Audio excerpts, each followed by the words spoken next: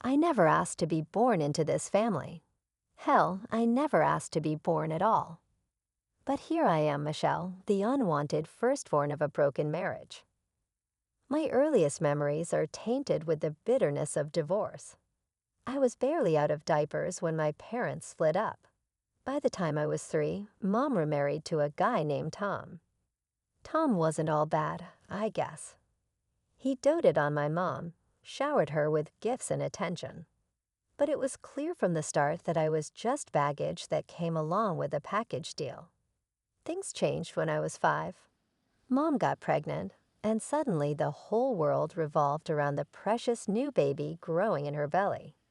Tom was over the moon, talking endlessly about his child as if I didn't even exist.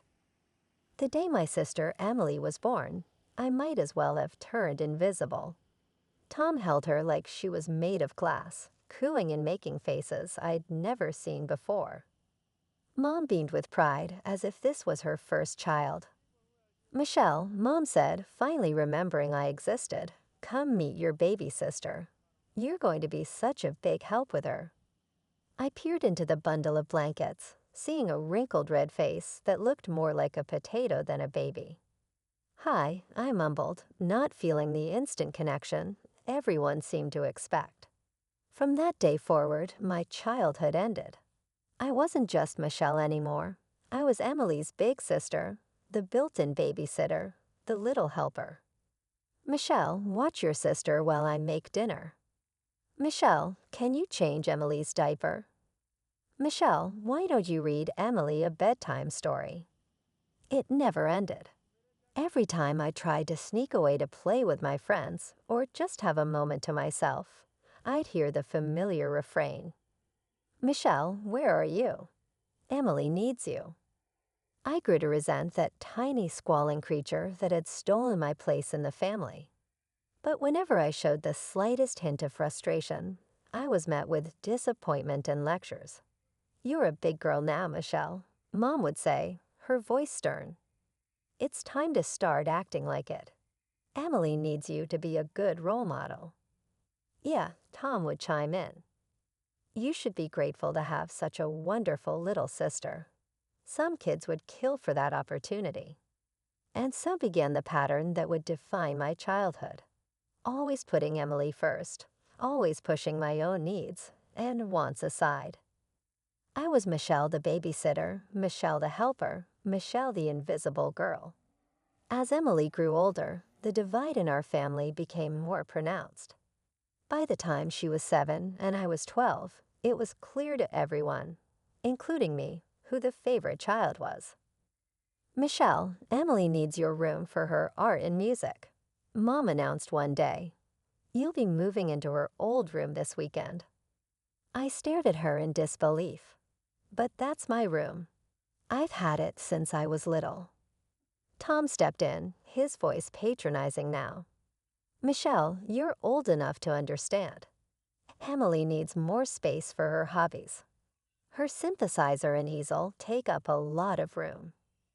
"What about my things?" I protested weakly. "Where will I put my books?" "You'll make it work," Mom interrupted. "Emily's talents need nurturing. You want to support your sister, don't you?" There it was again, the guilt trip, the expectation that I'd sacrifice everything for Emily without complaint. I bit my tongue and nodded, fighting back tears. The move was just another blow to my already fragile sense of belonging. Emily, of course, was thrilled. She pranced around her new spacious room, smirking at me as I crammed my belongings into the tiny space that used to be hers. As we got older, Emily's preferential treatment only became more blatant. She knew she could get away with anything, and she took full advantage of it. One day, I caught her sneaking money from Tom's wallet. "Emily," I hissed. "What are you doing?" She just grinned and pressed a finger to her lips. "Shit, don't be such a tattletale, Michelle." Later that evening, all hell broke loose when Tom discovered the missing money. $20. He bellowed. "Who took $20 from my wallet?" I saw Emily's eyes widen in panic. But before I could say anything, she blurted out, "I saw Michelle near your room earlier." All eyes turned to me. I didn't. I stammered, but Emily cut me off. "Check her backpack," she suggested, her voice dripping with false concern. To my horror, Tom marched over and yanked open my school bag. There, tucked into a side pocket, was a $5 bill. "Michelle," Mom gasped. "How could you?" I didn't take it. I cried, realizing too late what Emily had done. I swear it wasn't me. But my protests fell on deaf ears. I was grounded for a month, forced to do extra chores, and lectured endlessly about trust and responsibility. All the while, Emily watched with a smug smile, reveling in her victory. That night, as I lay in my too-small bed in my too-small room, I made a decision. I couldn't keep living like this, always the scapegoat, always the afterthought. I needed to find a way out. High school became my ticket to freedom. While Emily coasted through on charm and our parents' doting attention, I buried myself in books and extracurriculars. Every A on my report card, every academic achievement was a step closer to independence. The day I received my college acceptance letter was the happiest of my life. Full scholarship, dormitory included. I was getting out. The summer before college, I picked up a job at a local cafe. Every dollar I earned went into a secret savings account. Never again would I be financially dependent on my family. Moving day arrived, and I couldn't pack fast enough. As I lugged my suitcases to the car, Emily lounged in the doorway, smirking. "Have fun at loser college," she drawled. "Try not to bore everyone to death with your nerdiness." I bit back a retort. In a few hours, I'd be free of her taunts. College was everything I'd hoped for and more. For the first time, I was judged on my own merits, not constantly compared to my sister. I threw myself into my classes, determined to make the most of this opportunity. My human resources management program was challenging but fascinating. I loved learning about organizational behavior, talent acquisition, and conflict resolution. Ironically, my dysfunctional family had given me plenty of real-world experience in those areas. Between classes and studying, I kept my job at a cafe near campus. The work was exhausting, but every paycheck felt like a victory. This was my money, earned by my own efforts. Holidays were awkward. I returned home to find Emily the center of attention as always. She was in high school and apparently excelling in her social life, if not her studies. "Michelle," Mom would say, her voice dripping with false cheer. "Why don't you tell us about school? Any boys in your life?" I'd give them the bare minimum of information, counting the hours until I could return to campus. My real life, my real self, was there. Now graduation day arrived before I knew it. As I stood in my cap and gown, diploma in hand, I felt a surge of pride. I'd done it. Despite everything, I'd succeeded. My family was there, looking slightly out of place among the celebrating crowds. Emily rolled her eyes at the ceremony. "God, this is boring," she muttered. "Can we go eat now?" I ignored her, posing for photos with my roommate's hand favorite. Professors, these were the people who had supported me, who had seen my potential. They were my real family now. Fresh out of college, I landed a job as a human resources manager at a large company. As I scrolled through apartment listings, my heart sank. Even the tiniest studios were way out of my budget. "Michelle," Mom said during one of our infrequent phone calls, "why don't you move back home just until you get on your feet? You won't have to pay rent, just help out around the house a bit." Against my better judgment, I agreed. It was supposed to be temporary, just until I saved enough for my own place.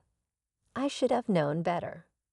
From the moment I moved back in, it was like I'd never left. Emily was still the golden child, now in her college, fully paid for by our parents.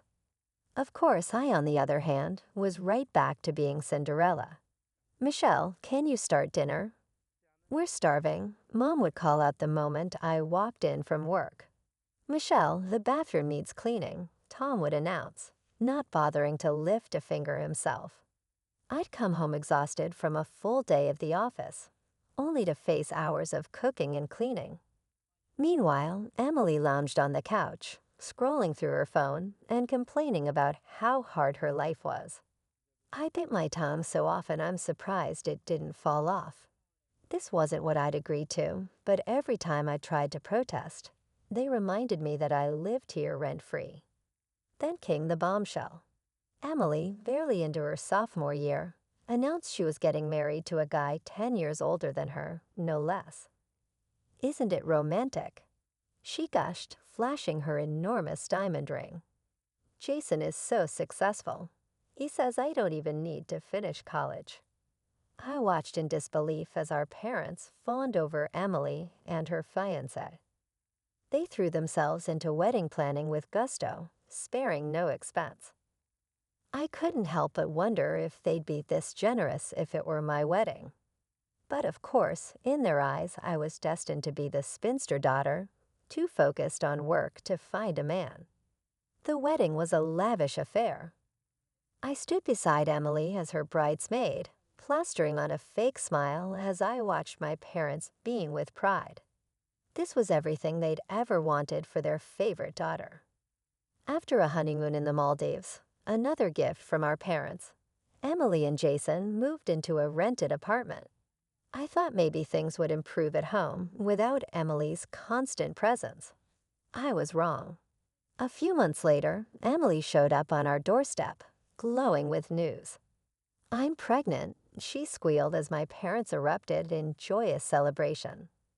I felt a knot form in my stomach. Somehow, I knew this would complicate my life even further. Sure enough, over the next few months, I was roped into helping Emily prepare for the baby. Shopping trips, doctor's appointments, setting up the nursery, all on top of my job and household chores. When my nephew was born, Emily and Jason were over at our house constantly. More messes for me to clean, more mouths for me to feed. "Isn't it wonderful?" Mom cooed, cradling her grandson. "Our family is growing." I looked around at the chaos, toys strewn about, dishes piled in the sink, my work papers shoved aside to make room for baby gear. This wasn't my family, not really, and this definitely wasn't my life. A year had passed since the birth of Emily's son. I'd settled into a routine, balancing my job with the endless chores at home. It wasn't ideal, but I was making it work. That was the last straw. "If you ever contact me about this again, I'm going straight to the police." I snapped. "And don't you dare use my sister or nephew to manipulate me." I hung up, my hands shaking with rage. How dare he? But I had a sickening feeling that this was far from over. A week after Jason's disturbing phone call, I was buried in paperwork when my assistant buzzed me. "Miss Carter, your sister and her husband are here to see you." I froze, a chill running down my spine. This wasn't a coincidence. "Send them in," I said, my mind racing. Emily bounced in, all smiles and chatter, with Jason following close behind. Surprise. We were in the neighborhood and thought we'd drop by. As they settled into the chairs across from my desk, I silently texted our head of security. "Keep an eye on Jason, my brother-in-law. Suspicious activity possible." "So how have you been?" Emily gushed, launching into a monologue about her son's latest achievements. I nodded along, half listening, my attention focused on Jason. He was fidgety, his eyes darting around my office. Suddenly, he stood up. "Sorry, where's your restroom?" "Down the hall to the left," I said, watching him hurry out. The moment the door closed, Emily leaned forward, her voice dropping to a conspiratorial whisper. "Oh my gosh, Michelle, you'll never believe what happened at the grocery store yesterday." So I was in line, right? And this lady in front of me had like a million coupons. As Emily prattled on about her mundane grocery store adventure, my suspicion grew. She was trying too hard to keep my attention. Her story was unnecessarily detailed and animated. My hand inched towards the silent alarm button under my desk. And then the cashier called the manager, and you won't believe what he said. Emily continued, her eyes darting to the door and back to me. I pressed the alarm. Within seconds, I heard commotion in the hallway. Emily's eyes widened. What's going on? We rushed out of my office to find chaos. Security guards were wrestling Jason to the ground outside the sales director's office. Scattered papers littered the floor around them. Let go of me, Jason yelled, struggling against the guards. This is a misunderstanding. Emily screamed, rushing towards her husband. What are you doing? Let him go. I stood frozen, watching the scene unfold. The police arrived minutes later, taking statements from everyone involved. I told them everything. Jason's phone call, his request for confidential information, my suspicions about today's visit. The next morning, I was called into the director's office. My palms were sweaty as I knocked on the door, unsure of what to expect. Michelle, the director said, gesturing for me to sit. I want to commend you for your actions yesterday. Your quick thinking and integrity prevented a potentially disastrous breach of our company's security. I let out a breath I didn't know I'd been holding. Thank you, sir. I was just doing my job. He nodded approvingly. That's the kind of dedication we value here. In fact, I think it's time we discuss your future with the company. As I left his office an hour later, my head was spinning, a promotion, a raise, and a commendation in my file. It was everything I'd worked for, everything I'd dreamed of. But as I sat at my desk staring at the family photo I still kept despite everything, I couldn't help but wonder. At what cost did this success come, and what would happen next with my family? The morning after the incident, my phone rang incessantly. I knew who it was before I even looked at the screen. With a deep breath, I answered. Michelle, Mom's voice was shrill. What have you done? Before I could respond, Tom's voice boomed through the speaker. You need to fix this, Michelle, now. For the next hour, they berated me, demanding I recant my testimony and take the blame for Jason's actions. Think about your sister, Mom pleaded. Think about your nephew. You're going to ruin their lives. And what about you? Tom chimed in. You're all alone, no husband, no kids. It will be easier for you to bear all this trouble than for Jason. I felt a familiar pressure building in my chest, the weight of their expectation threatening to crush me. But this time, something was different. I was different. No, I said, my voice steady. I won't do it. Jason broke the law. He has to face the consequences. There was a moment of stunned silence before the tirade began anew. You ungrateful child, Mom screeched. After everything we've done for you. That's it, Tom growled. You're no daughter of ours. Don't expect a penny when we're gone. The line went dead. I sat there, phone in hand, feeling oddly light. It was over, finally, truly over. The next few months were a whirlwind. Jason was charged with trespassing, attempted burglary, and industrial espionage. He lost his job, his reputation in tatters. Emily miraculously escaped charges. I threw myself into my work, determined to prove my parents wrong. I didn't need their support or their money. I had myself, and that was enough. News trickled in through mutual acquaintances. Jason left prison, but unable to find work, turned to the bottle. Emily, disillusioned with her fallen prince, began a parade of affairs. The final straw came when Jason caught her in bed with another man. In my parents' house, no less.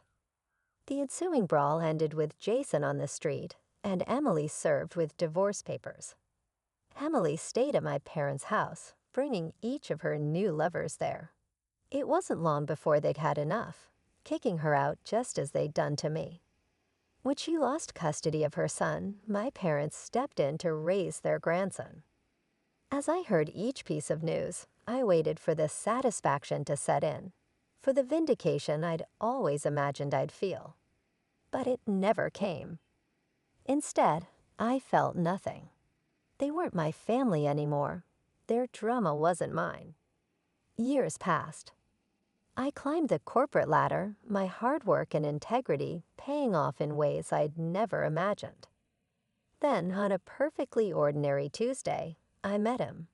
Mark was everything I'd never known I wanted: kind, supportive, and completely removed from the toxic world I'd grown up in. When he proposed a year later, I said yes without hesitation. Our wedding was small, intimate, just our closest friends and Mark's family. As I stood there reciting my vows, I realized I'd finally found what I'd been searching for all along: unconditional love and acceptance. I haven't spoken to my parents or Emily in years. Sometimes I wonder about them, about my nephew, but I don't reach out. Some bridges, once burned, should stay that way.